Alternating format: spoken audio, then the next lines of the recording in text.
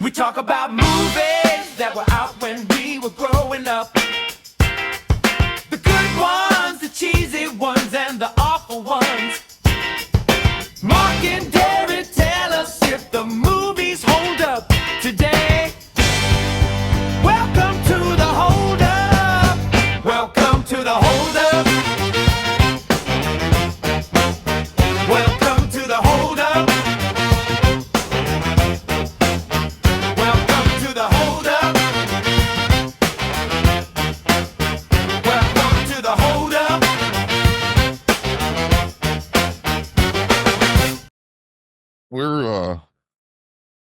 We're 5%. What is it? It was like it's on YouTube. we're If better you go than to the channel, 5% of the we're better than 5% of the podcasts out there or whatever. So, but what it's on YouTube is like what? a short on our channel, but you can also go to the Riverside app and just look at it in there. That's probably the best way to do it. I need to subscribe to our channel. So how do I find it on YouTube? What is it? The Hold Up? Hold Up 1974. Ah.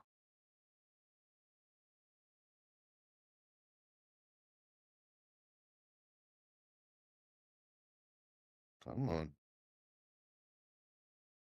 Internet running slow.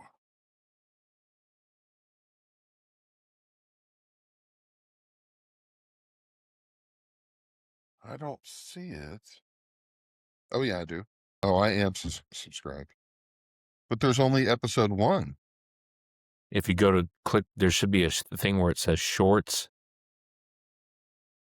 Oh. Yeah. Okay.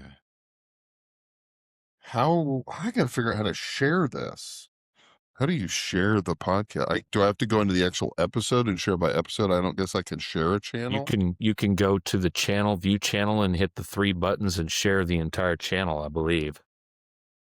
Look at us doing a podcast. Now, we actually were live. You made it happen. People can see it. Like, it got really real the last 2 weeks. It did. It did. When we identified that we need a service. Yeah, and like Riverside to operate under and not do it through Google Meets or whatever that ended up being. What do you think is this for my spit, or is this to keep the puzz out? Like what is this thing for? Yeah, because if I get right up on it, but I'm probably not affecting it if I do that. Is that it's just some kind of barrier? The nicer ones don't have this. That's why I'm wondering. I think if you take it off, right, and you're back from it, as long as you're not getting too close up to it, right, it's capturing your voice a little bit better. Yeah. If you think if I move it, it would capture it better? I think so. I'll have to remove it. You think that's going to be better? Step back a little from it. I don't know if it's going to know. I'm back here now. Yeah, I can hear you pretty good. Oh, better than with the thing covering it? We'll try. Maybe. We'll have 2 versions, right? So right. we can see which one we like. So I'm wearing my Def Legend shirt. These dudes are from the Dallas area. Really?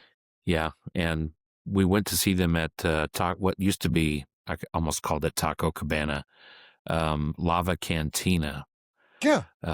Like 4 or 5 years ago, and Jen went up to the merch booth and was like, "It says here that you're the #1 rated Def Legend or Def Leppard, tribute band out there. What gives you the right to call yourself the world's greatest Def Leppard tribute band?" And he said, because when we were in Vegas, we were playing in Vegas at a show, and Def Leppard showed up, and after the show, they came backstage and said that we were the greatest Def Leppard tribute band that they had ever seen.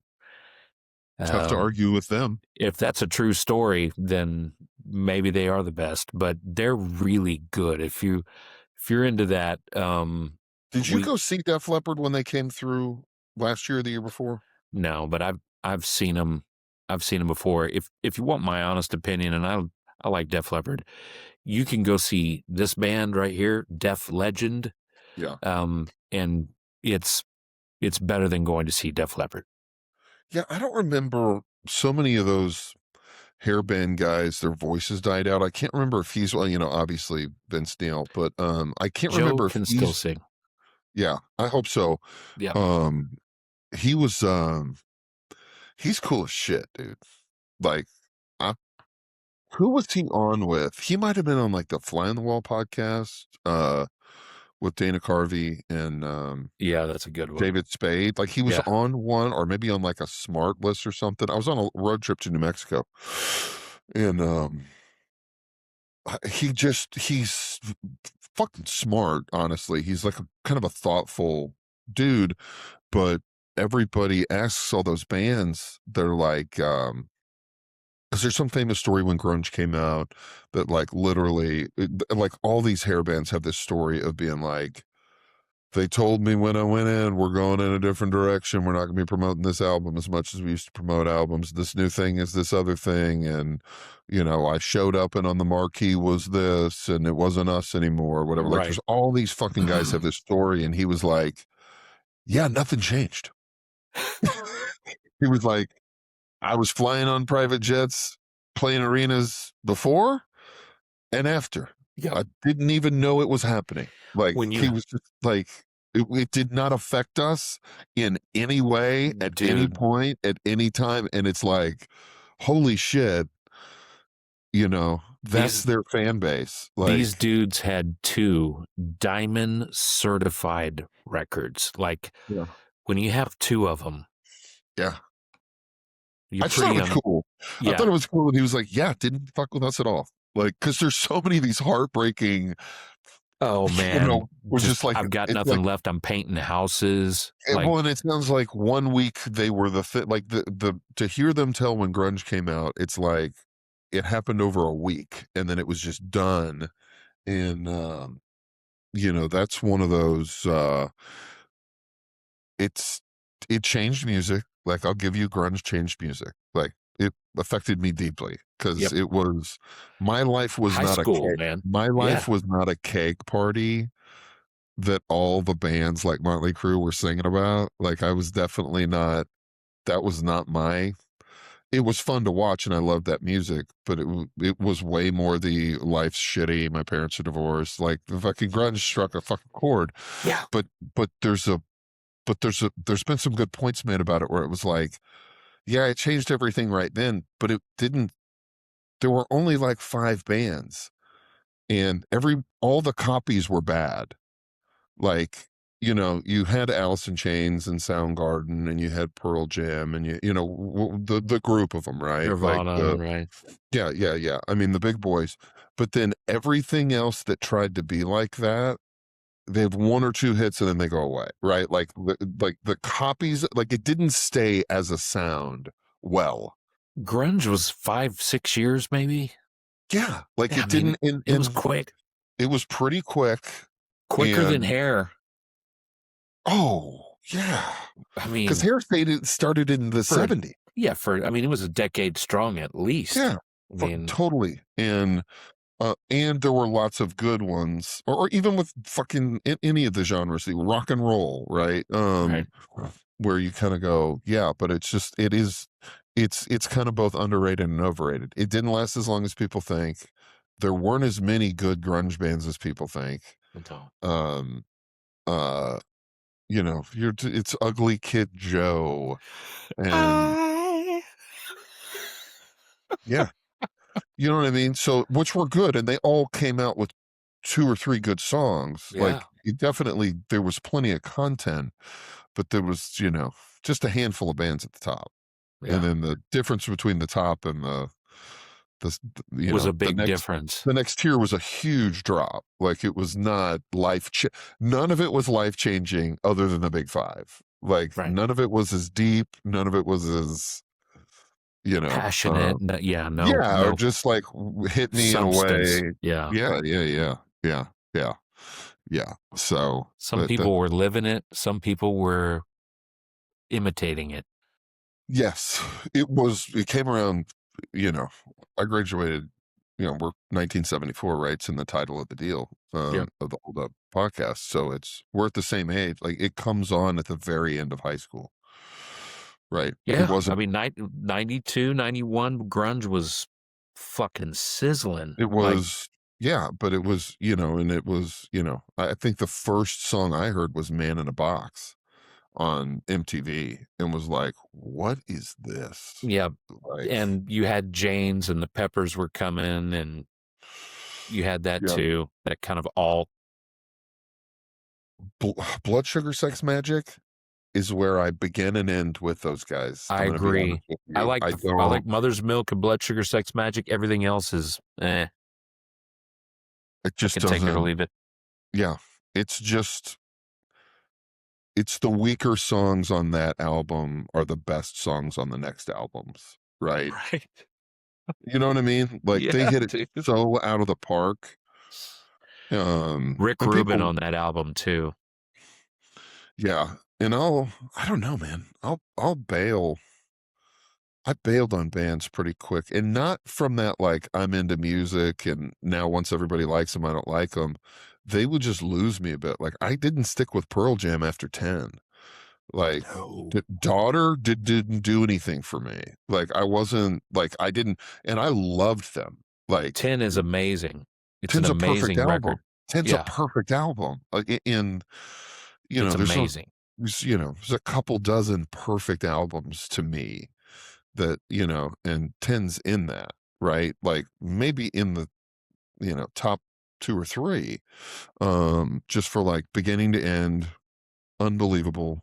Yep. His voice with that guitar where they kind of flow in and out of each other the whole time, where like he's matching the pitch with the sound coming out of the guitar, and you kind of losing his voice and getting guitar, and then losing the guitar and getting his, I mean, it was just a fucking work of art, man. Yep. Unbelievable. But I didn't follow them to the next. I was just like, oh, this is not, I don't, and they had to evolve. I get it. You can't make 10 again. Like I have no problem with it, but it just kind of shook me. And I was just like, oh, I still love them. I just don't, you know, I I saw their still, next album live. Like I went to the concert at the yep. Woodlands in Texas and was not, you know, I like Tom Petty more. You know what I mean? Like I still but love guys, Alice in Chains to this day. so So, do I. I even yeah. like some of Jerry's new stuff. Oh, me too. Me too. So kick ass. All right. So this one is, we are talking about, I don't even know how this came up when we were discussing what to do next. I don't know how I maybe just looked at you and was like, do you remember this? I think we were talking just about like old actors, and maybe Jason Robards' name came up. And I was like, do you remember, whatever? And you were like, We could have been yeah. having like a Matthew Broderick conversation. Right. Or Sutherland. But but it was like, oh yeah, I do kind of remember that. Again, obviously didn't see this in the theater. Don't remember what year. I'd say 81, if I was guessing. 83. 83. Yep. Did not see it in the movie theater. Nope. Saw it on cable. Yep. It was not. It would not didn't have have a real warm reception at the movie theater. So. Oh no. No. I mean, it was a Neil Simon movie, so it definitely Right. got movie theater. Right. And Broderick's not Broderick yet. His first movie. Right. First movie. Right. Kiefer's first movie. Is it his first movie? That's what I read in Wiki. So he does War Games right after this. Yeah. And then he blows up. Yep. I also read that his father died during the filming. Matthew Broderick's father died during the filming of this movie. Right. And Robards became kind of like a surrogate. Yeah. Yeah. Robards kind of looked after him, I think. Who I think Robards is known to tilt the bottle back quite a bit. Like, let's go, brother. I think he's kind of old school Hollywood. I think he was known. He went full blown Mr. Parker on his ass. Yeah. What's the he's really good as the head, Ben Bradley or somebody Bradley in All the President's Men, where he's running the Yes. newspaper, that they're like, he's fucking amazing at that. I love Robards. Yep. Great voice, big head, big meaty face, like a lot of character in his face. Great voice. Yeah. So we were kicking it back and forth, and it was like, yeah, I had not seen it since I was a kid. Like, this is Right. one of those like legit hold up Like, yeah, and conversations. I loved this movie growing up. I love this movie growing up. Yeah. Like, So we just get that out of absolutely. the way. Like, Yeah, no question. this was a repeat watch. Every time it was on cable, I would Yeah, stop and watch it. Right. absolutely. Yeah. And it was in that kind of seems like old times vein of just a funny The movie, way just like it the feels stakes are like it, the way low. it's shot, the way This, it's yeah, it's just kind of, you're just kind of hanging out with some people. It's not polished at all. no. Um, uh, it's not, doesn't look kind of Hollywoody. Like, it's just not glamorous. It looks like it. I mean, you watch it and you remember playing baseball as a kid, because so much of the movie revolves around him and trying to hit a baseball. But it was just like the parking lot of the baseball field. Like, there was just nothing staged. Like, it was just like No, they were in a parking lot of a baseball field, probably somewhere in LA. Like, yeah. it's just very fucking, You want they're to in see a how low budget neighborhood. movies were shot back in the day? Yeah, they're in This a is it. neighborhood in LA, but it's not a nice neighborhood. Like, it's just a neighborhood. Like, it was Yep. just very almost 70s feeling. It didn't feel like the 80s, because the 80s is kind of like Reagan and everybody wins and there's a hero at the end of everything. And this had a kind of a more 70s feel to me. Grainier. Yes. I'll tell you, it would no difference between the way this film is shot and Bad News Bears. Yes, I agree. It feels like the film is almost the same. Yeah. Yeah. You know, Yeah. it just Yeah. has that Yeah. same Texture in to it. yeah. And Yeah. it's weird because they had to have had budget for this movie unless they just rented a Mercedes for 3 or 4 days or I You mean, know, nothing's in a studio. Well, I mean, maybe part of the house is in a studio and the interior shots, but it just felt like they were shooting on the streets of LA. Like, it just yeah, had that. It had that. Yeah, I don't know what it is. Not 70s feel. Like, it just had yeah. that 77, 78 feel in a movie that was early 80s, which was cool. You know what? It's effectively about Marsha Mason. Um, isn't that the mom? Yeah, she's Nora McPhee, and she is the mother of Matthew Broderick, who is what is his name? Um, oh man, what is his name in the movie? Michael McPhee. Yeah. Michael McPhee, and basically they're living their lives, kind of in. I guess they're in California, right? They're in Feels like, California. yeah, They're in California. California. Yeah, They're they're 70s middle class, which was poor, right? yeah. They're not. It's The not going well. working poor. The working poor. She's Yep. a single mother teacher, Teacher. little tiny house in California. She's, They got a drive, broken refrigerator, a car they got that doesn't broken run. refrigerator, broken Yeah. car. I mean, just shit. I mean, we've all been there, right? Yeah. Where, just it's great, but it's you know It's a the lot of shit grind. sandwiches, a lot Yeah. of shit sandwiches. But nothing bad between her and her son. They have a regular, like, clearly they're very close, and there's no dad in the picture. And um you know Matthew Broderick is struggling with what it is to be a teenager at that time. There's temptation around him, right? for sure, There's for influence sure, around him. for I think sure. that's very important to his mother too. She knows that he's at that age because she teaches kids that age, and she's trying to protect her son Yeah, from yeah, outside influence at that yeah, moment. yeah, yeah. Yep. You're exactly right. You're Yeah. exactly right. And then it's a rainy night. There's a phone call, and they answer, and it turns out to be Jason Robards, and right, he's her dad, who's long lost criminal shady guy who's kind of coming in the middle of the night out of the rain, doesn't want anybody to know he's there, and I love you how know, this is shot, by the way.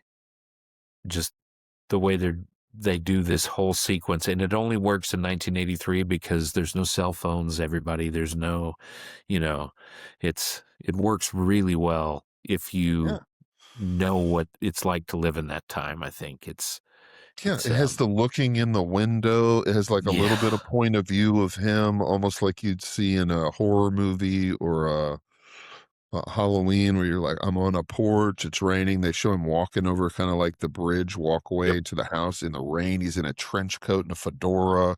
It's definitely mysterious and creepy. You're just kind of like, what is, like, I don't know what this is. The first time you watch it, it's like, oh man, Yeah, this is yeah, kind of not yeah. jiving well.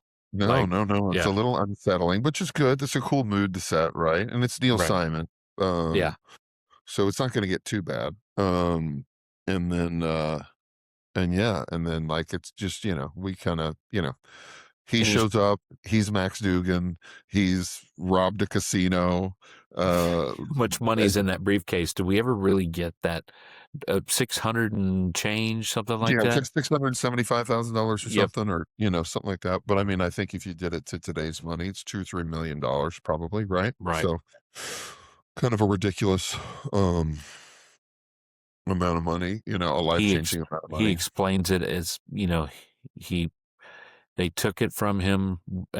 He systematically took them back for every single dollar that they They took from cost him him. He had over. owned a parking lot. The That's casino right. came in and forced him out. Yep. He lost all his money and then worked as a card dealer in the casinos and skimmed money, or worked It's somehow in a casino and skimmed money for years until he got exactly the amount he felt they owed him.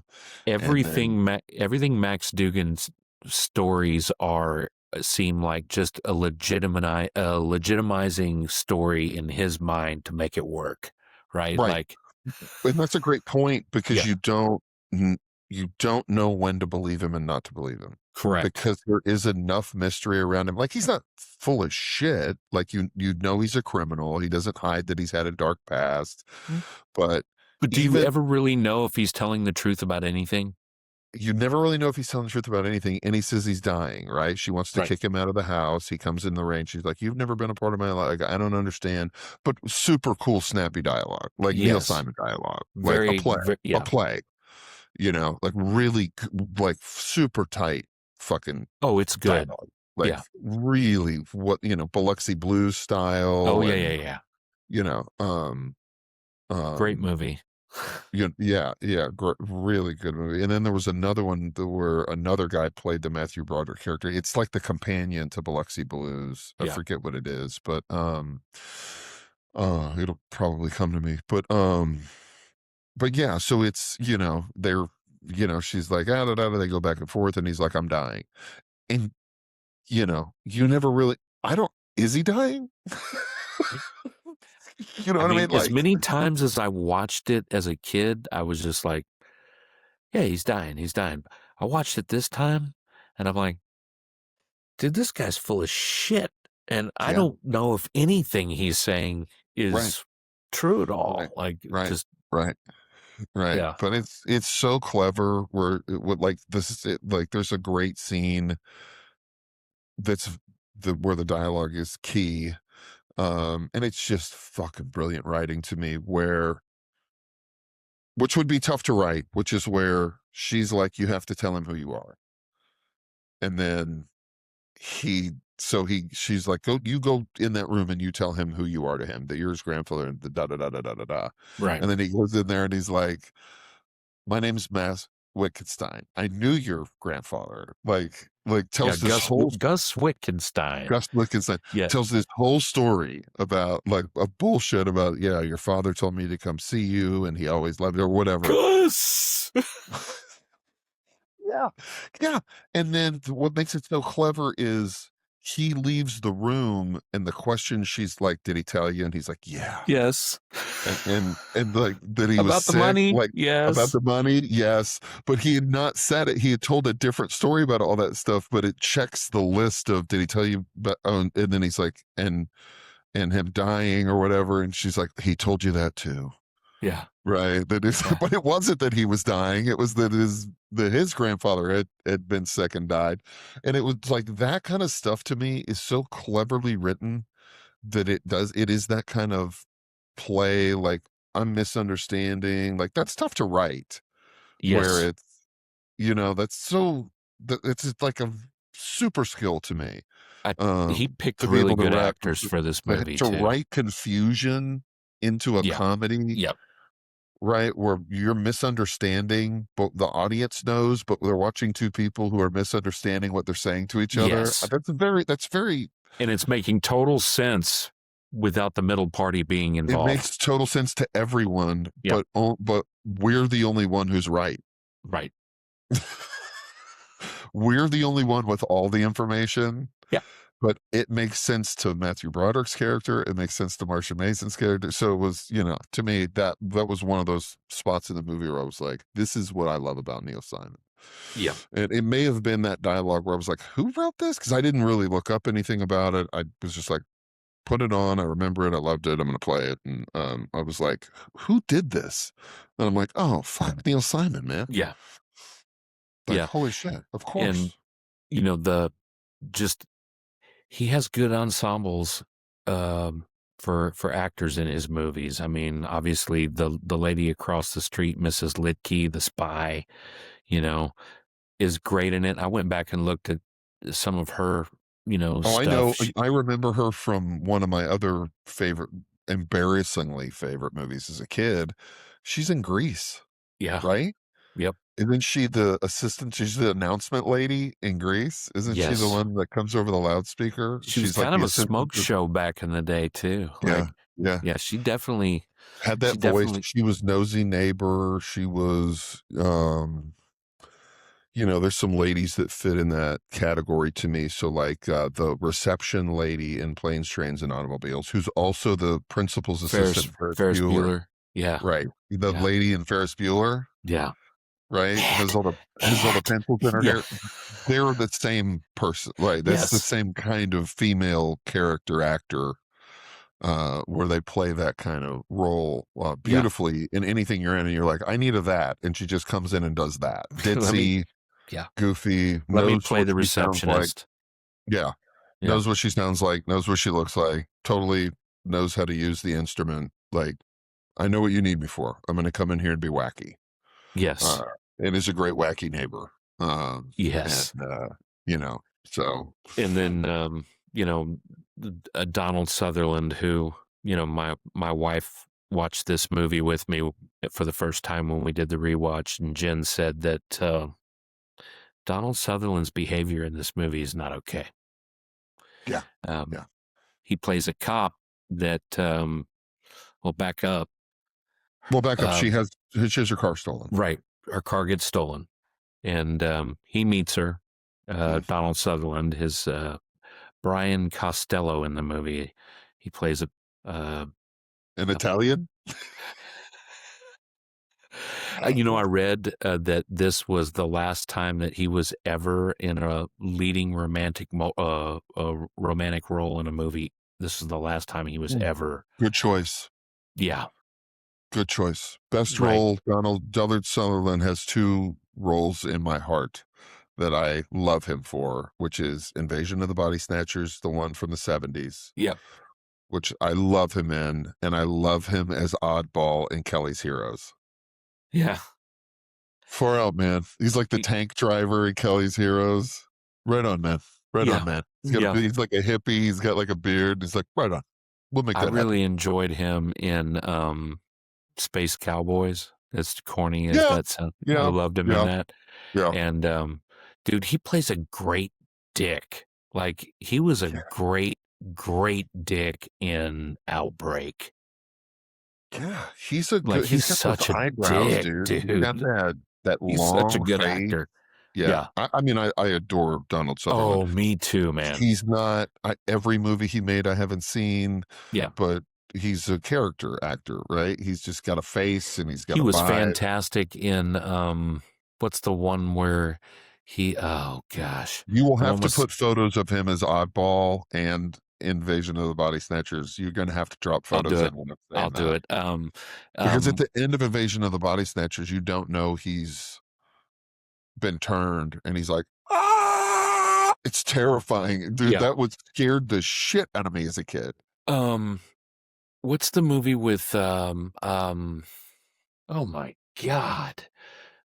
Old boy from Austin, Texas, the actor, McConaughey, where he's the lawyer and he's defending Samuel Jackson. Lincoln Lawyer? No, he's defending Samuel Jackson for he shot these Time to two Kill? white.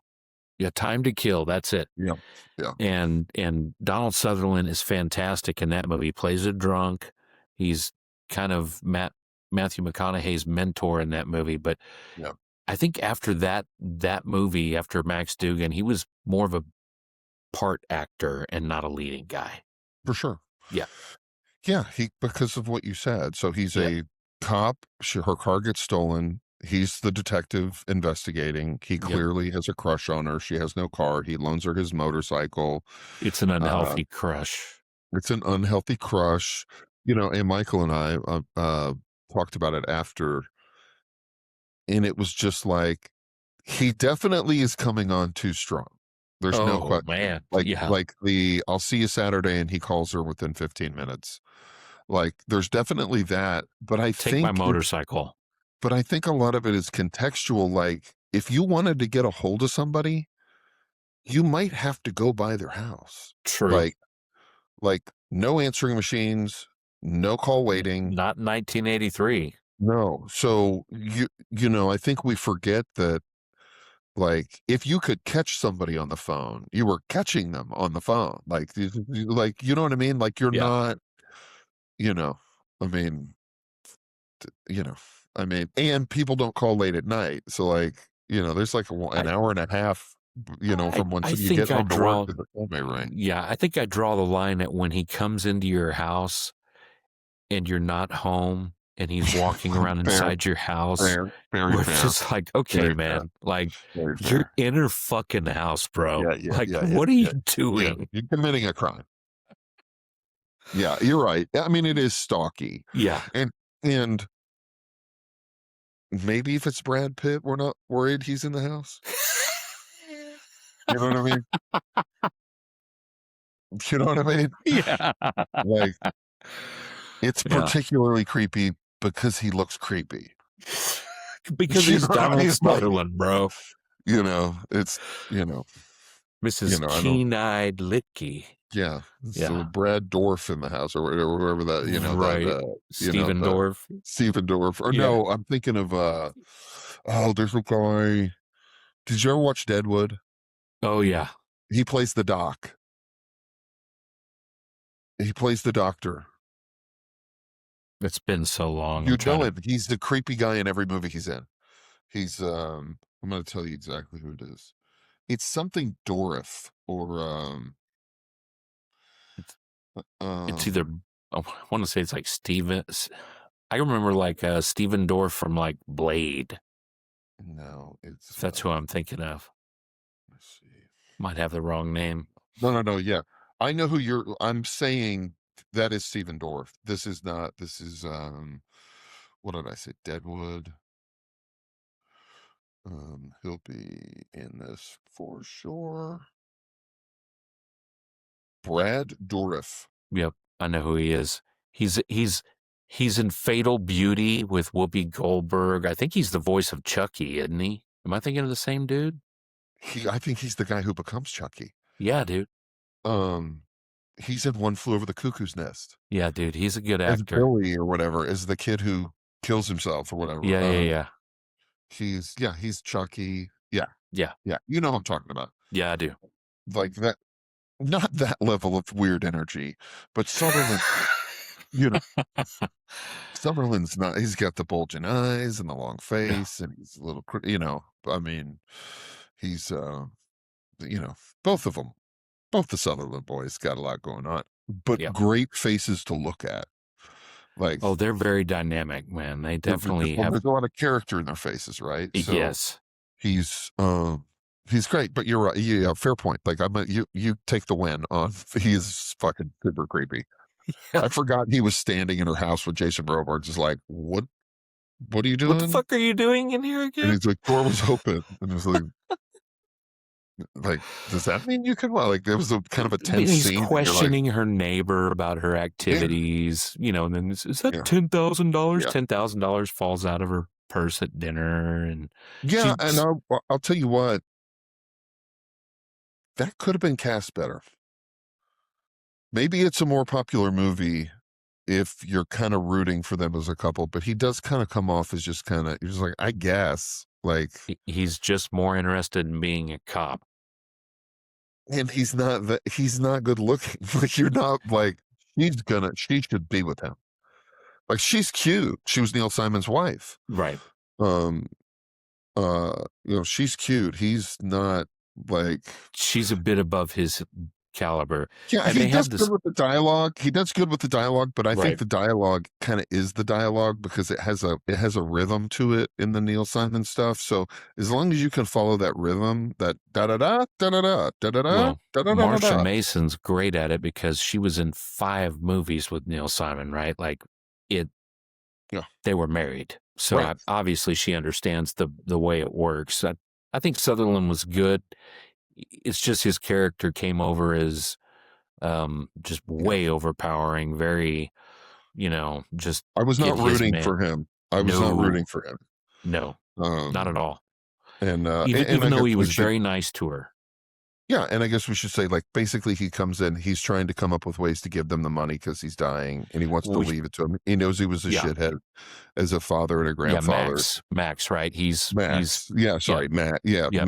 Robards comes in. They're like, this is the whole thing. So now she's dating a detective, but she's got a criminal father living in the house. He starts buying all these extravagant gifts to make up for lost time, and it looks like she's coming to a bunch of money, and it's Oh yeah, freaking her out because cars. he's redoing her house. The Trucks house are looks pulling like up a full of Barbie stuff. princess house by Yeah, the time yeah, it's done. yeah, which was cool. And he's Yeah. getting Matthew Broderick a dog, and hires a big league baseball Yeah, you got hitter. Charlie Lau from You the got from the White Sox, who yeah. incidentally died 1 year Right after after that that. movie was made. Yeah, Yeah. right after that he died. He's Yep. great in it. Like Yeah, he was. he's They actually actually said that he was one of the great the kind of like one of the great minds in the art of the hitting of hitting science. like a Ted Williams where they're just like He they was understand the that dude. Like, so it's cool that they got somebody with legitimate credentials yeah. who really knew what they were talking. I thought that was a nice touch. It was a super nice touch. And Yep. he's also an interesting guy. He's mysterious. He's got those I take a lot of pills glasses on, those sunglasses that are I kind don't of know like anything you can hit sitting like that. with what I mean, the big aviators with like the gold trim, The but fucking mostly huge brim hat, White yeah, Sox jacket, yeah, right? yeah. And it was those, almost blue tinted that fades lighter as it goes down, Yeah. very much that kind of, I'm getting shit done, but I'm wearing sunglasses, like,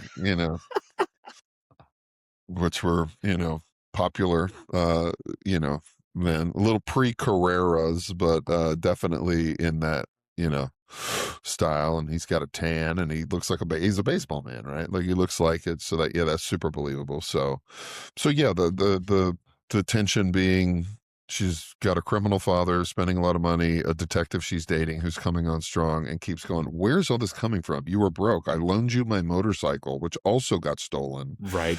And that's a cool kind of comedy in threes thing, right? There's some comedy rules. Everything's in three. She has 3 vehicles stolen, the last of which being the Mercedes that Jason Robards gave her when she walks out in the parking lot at the end. And she's like, no.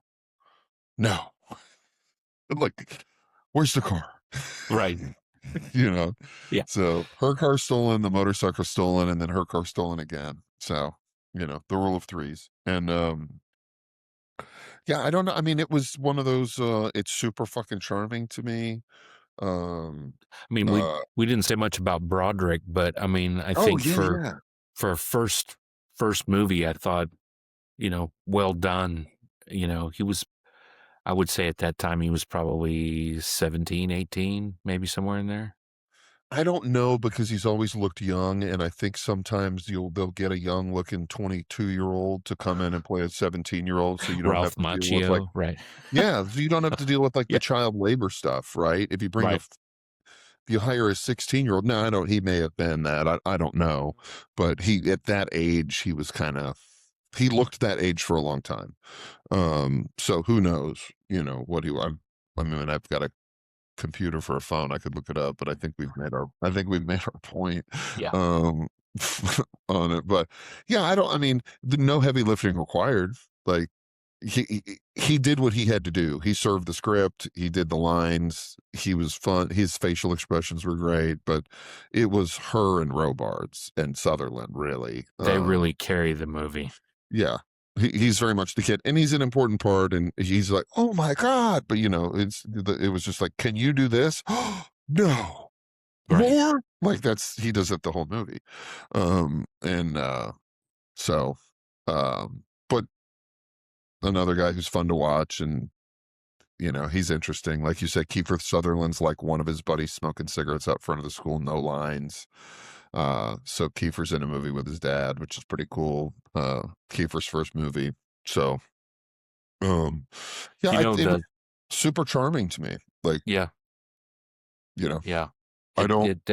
It definitely felt the same. Yeah, watching it. great ending.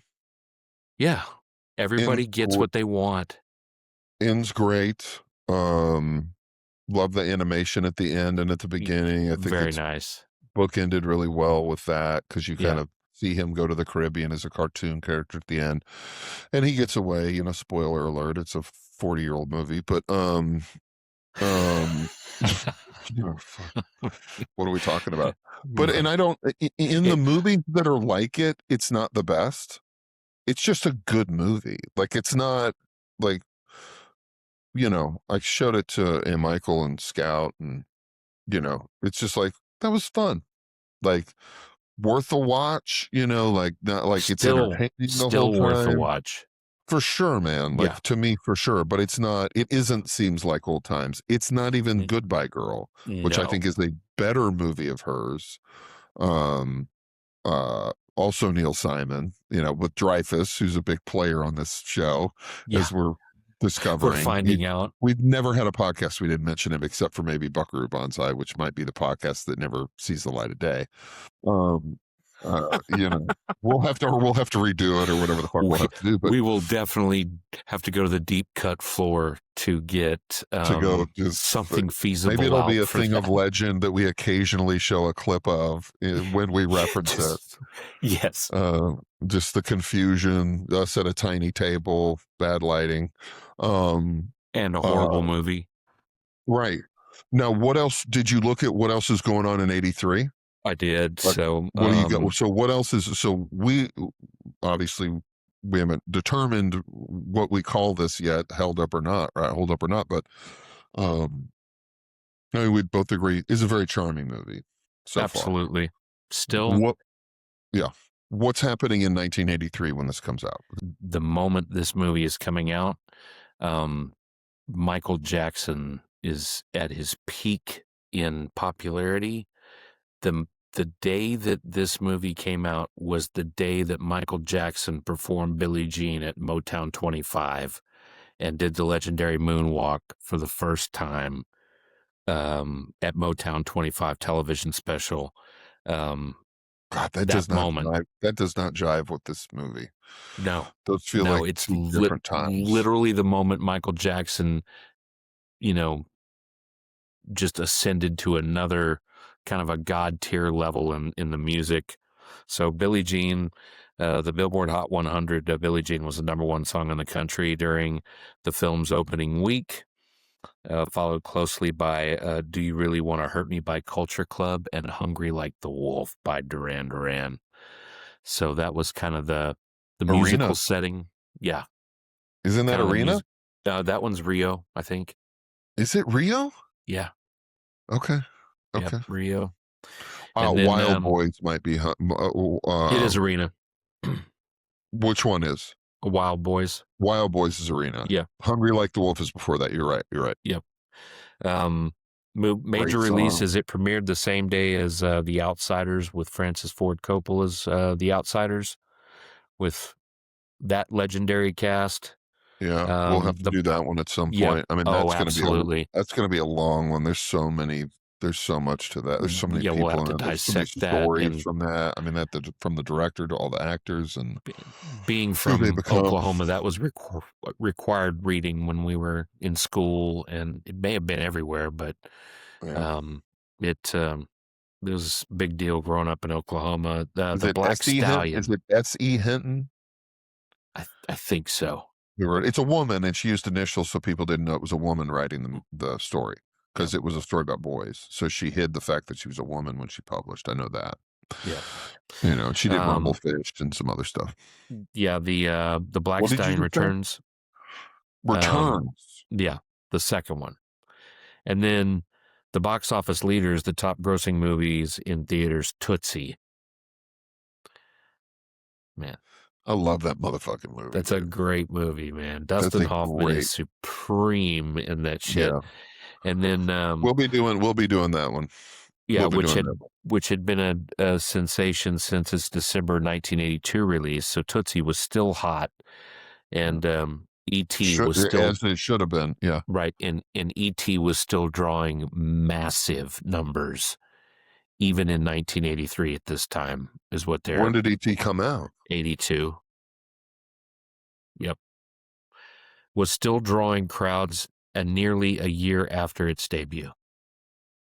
That's amazing.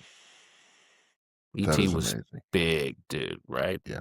I think we forget. And then anticipation moviegoers were also buzzing about the upcoming release of Return of the Jedi when this movie came out. So I think we all were. I was ready to see what was going to happen. Television, the MASH finale happened just weeks before this film's release. Highest rated at the time, highest rated television episode in history.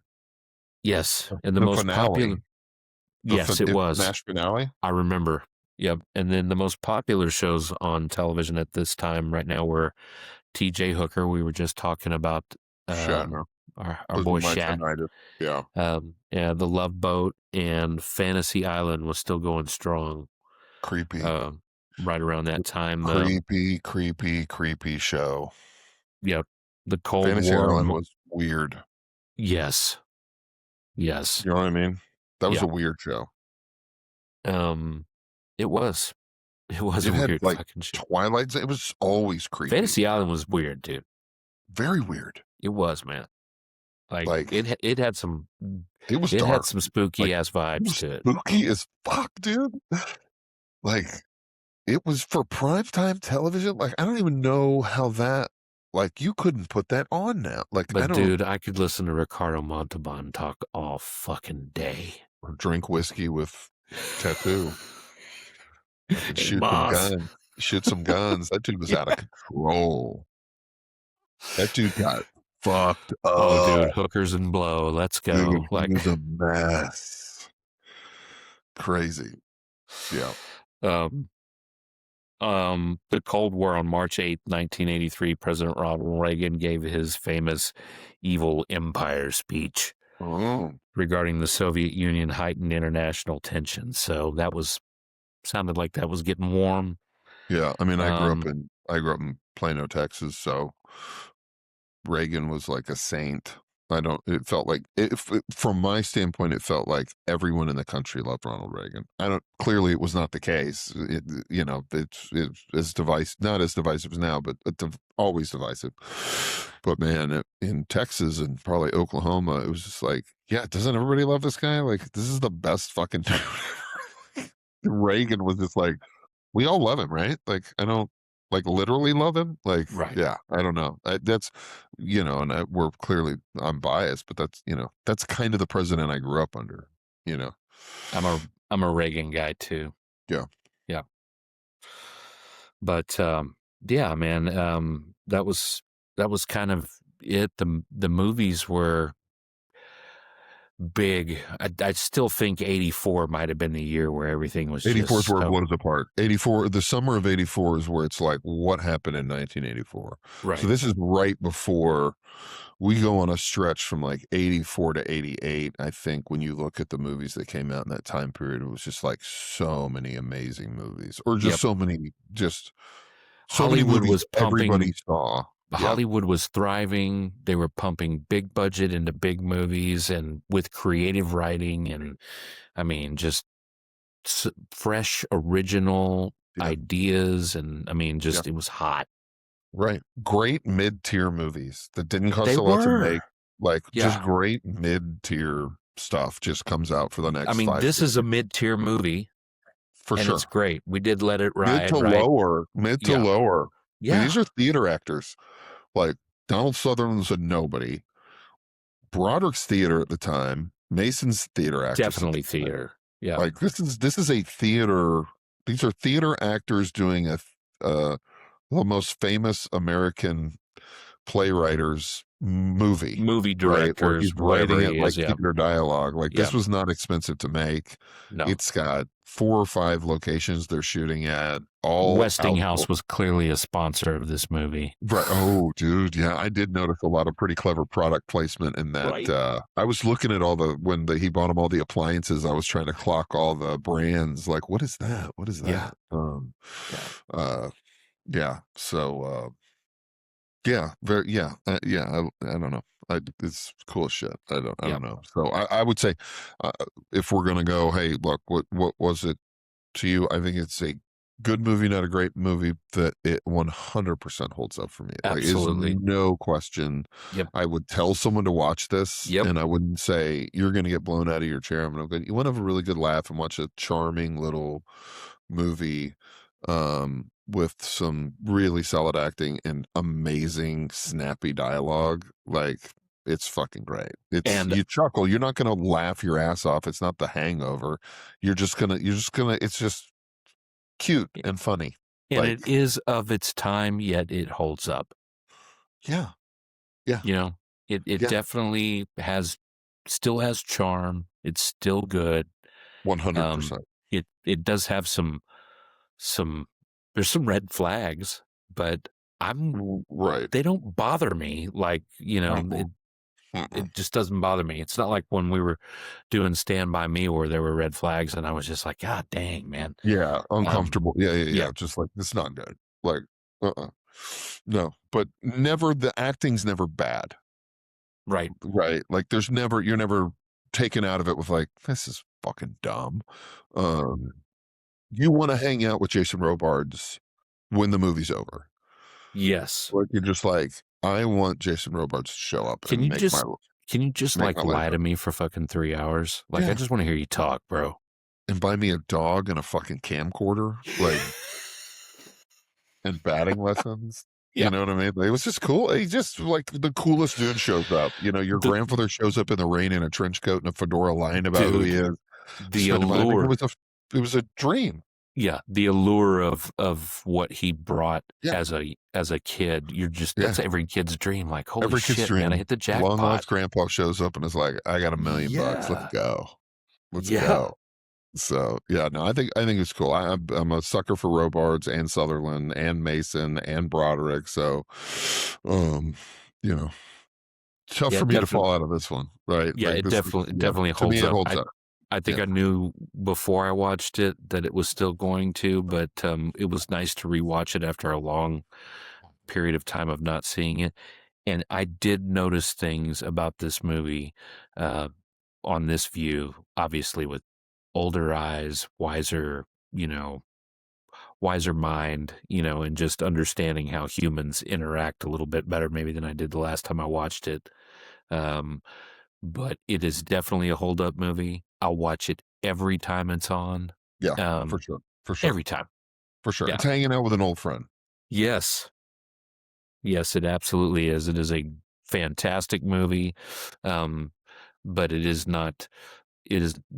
never going to be a blockbuster, never was, but it is absolutely a great watch every single time. Totally agree. So I guess it's we're done. Thanks for hanging out with us. Yeah, yeah. Go watch Max Dugan Go if watch you Max haven't Dugan seen for it. sure.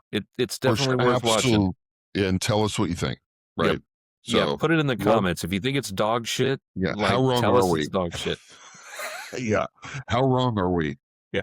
If you think Jason Robards is not a smooth criminal, please put it in the comments. I would love to know how you feel about yeah. And let this be your Marsha Mason journey. She's not in a ton of films, but she's in a few snappy little funny sassy movies where she's awesome. And then obviously everybody knows Broderick, but yeah, this is a good jumping off point. And I don't know, again, Kelly's Heroes, Donald Sutherland's where it's at for me, or Invasion of Body Snatchers.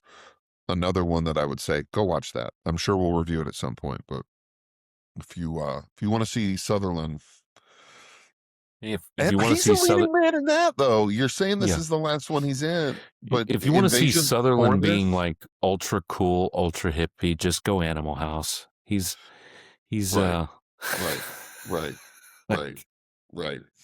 It's really funny to watch Animal House and then watch him in this movie, and he is just couldn't be more different. It's a great. Who is he in Animal House? Is he he's one of the professor that's trying to get with Karen Allen, and Karen Allen? Yeah, man. That's right. He was like, smoking like we're weed under the thumbnail of like he's like the hippie professor. Yep. Walking around in his underwear and a leather jacket or some shit. I forgot about that. Yeah. That's great. Yeah. Everyone who stars in this, you should go check them out. I wouldn't. Follow any of these people. They all have good movies after this. Yes. I need to look at his filmography because I think he might be in like Ordinary People and may have been nominated for an Oscar for it, which is like a Robert Redford directed movie. Like I think he's got some high caliber. He's better than I think. I think I know more Donald Sutherland movies than I'm saying. He's been in a ton, and He's been in a ton. Yep.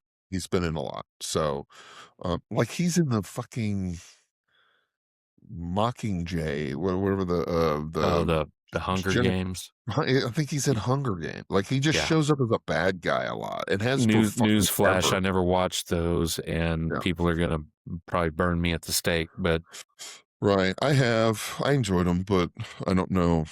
That seems like they would not hold up almost immediately after they're made. But Jen had me watch the first Twilight movie for the first time. I don't know, 6 months ago. Sorry.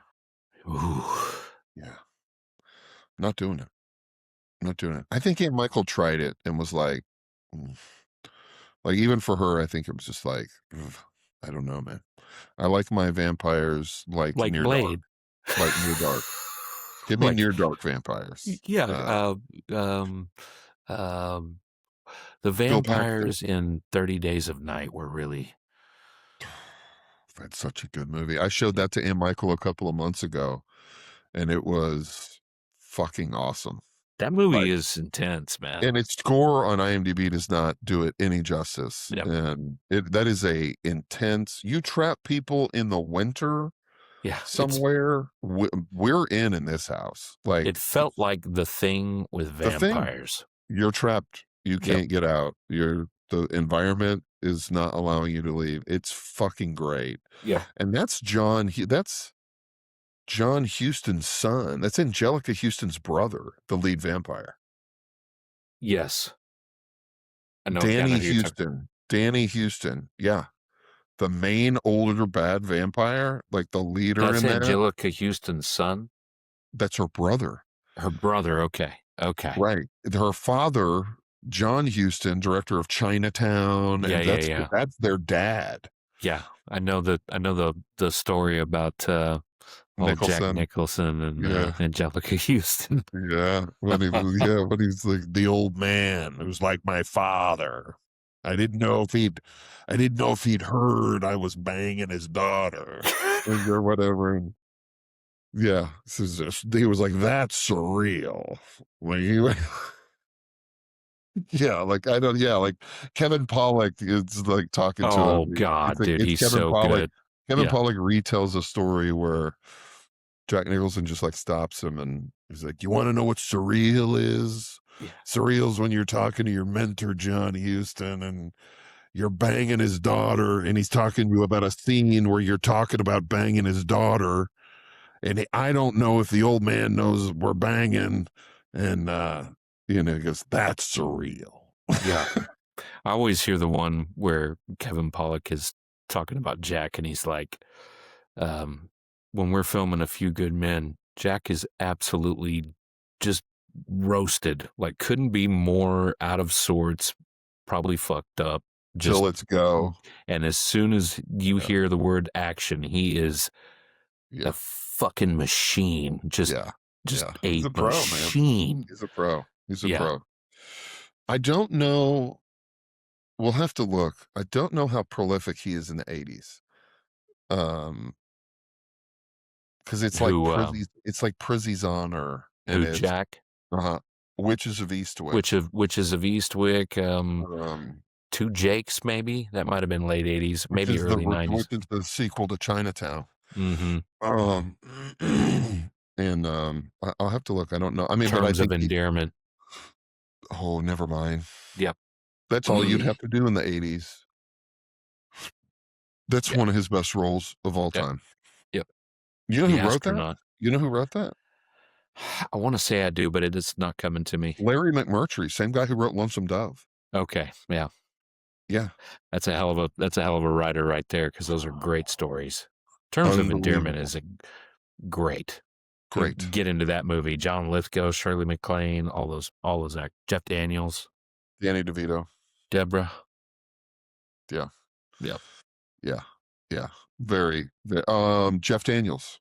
Yeah, Jeff Daniels for sure. Yeah. Very loaded. Killer. Yeah. Killer. Loaded. Yeah. Deborah Winger. Yeah. Unbelievable. Sad as fuck. Oh yeah, that movie. I remember watching it as a kid, and I was young, but just remember it making everyone around me very upset. Yeah. No, it's just like a mom dying of cancer with young children, and her husband cheating on her. I mean, I wasn't ready for it. I wasn't ready for it for sure. It was. It's not as heavy to me now. I have seen it as like in the last year or so. It's still set. I mean, it's still rough, but Deborah Winger's a little rough. So anyway, she actually, in my opinion, got really. She aged well.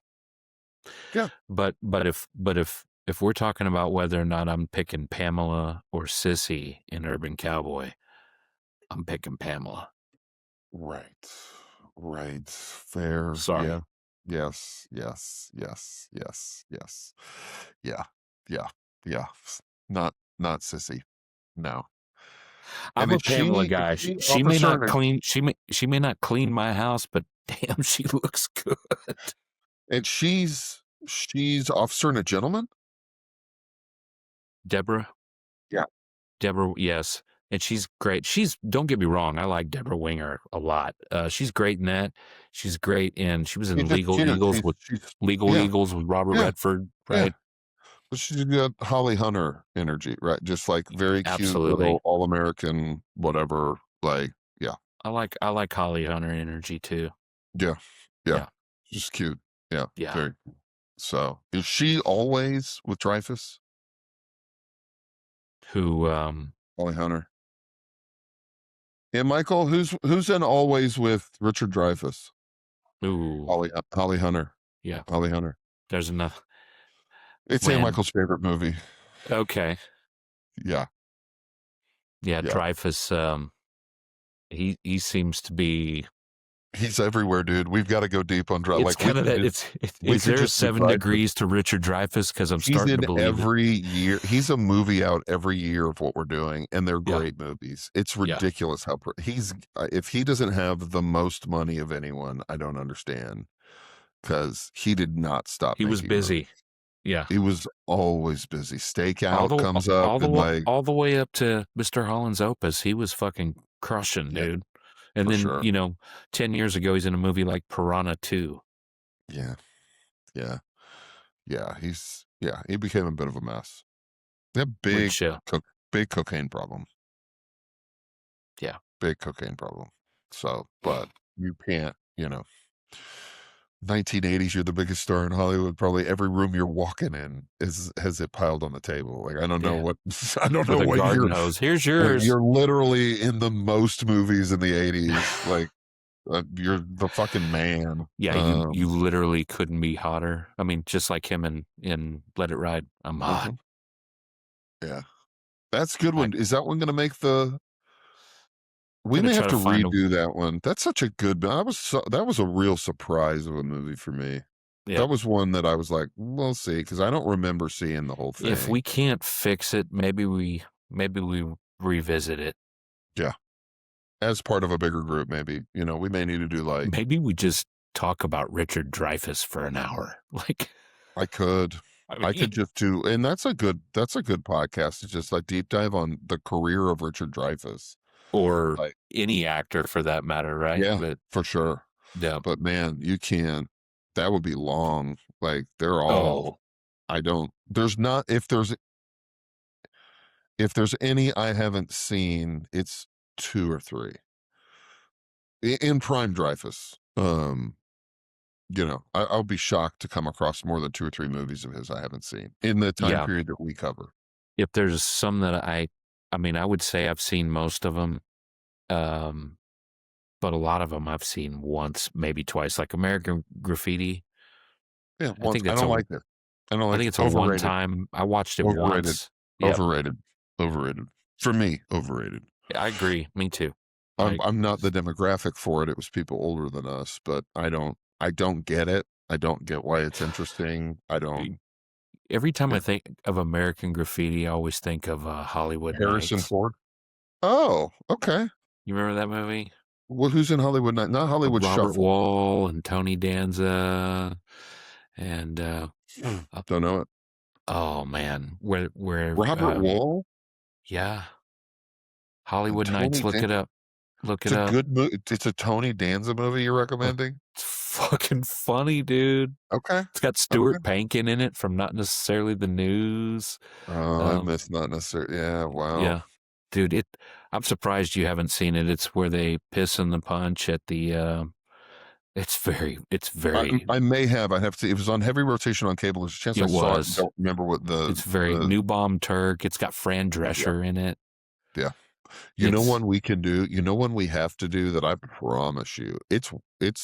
I remember it being wild. And I remember it being another one of those, like, you can't see this movies. Bachelor Party with Tom Hanks. Let's fucking do it next, man. We should. Let's do it next. Let's just make it the next one. Because that's full of drugs. Oh my God, the donkey. The donkey. Like, that movie was, like, it might as well have been Best Little Whorehouse in Texas. It was like, you're not seeing it. Like, there's nothing about the movie Bachelor Party you're allowed to see, David. Like, they were not. No.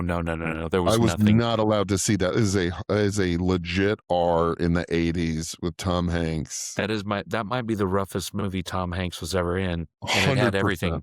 Nudity. 100%. Yeah. I mean, just drugs, nudity, donkey shows. Everything. Dude, I'll tell you, a tough watch for me is Nothing in Common. Oh, dude, I watched that at the movie theater, and that, dude, yeah. I don't know. I saw it one time in the movie theater, and it was so devastatingly sad to me that I never watched it again. Awful. Great job by Jackie Gleason. Great job by Tom Hanks. This is when I knew Tom Hanks was a real actor. Yeah. But God, what a fucking hard movie to finish. Yeah. Yeah. It was on cable a lot. Yeah. And I saw it on cable and was like, it's Tom Hanks. This will be funny. And it is one of the more depressing movies that you'll see. Like, Jackie Gleason is awful to his ex-wife. He's awful to Tom Hanks. He's awful.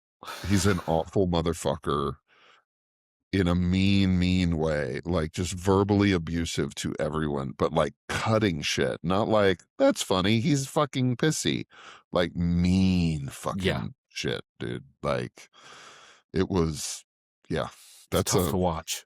It is tough to watch, and it does not end well. And you're just like, oh my God. If you have a a hard relationship with a parent, it's probably a real tough watch. It's a tough watch. You're not Yeah. going to want to. Yeah. Yeah.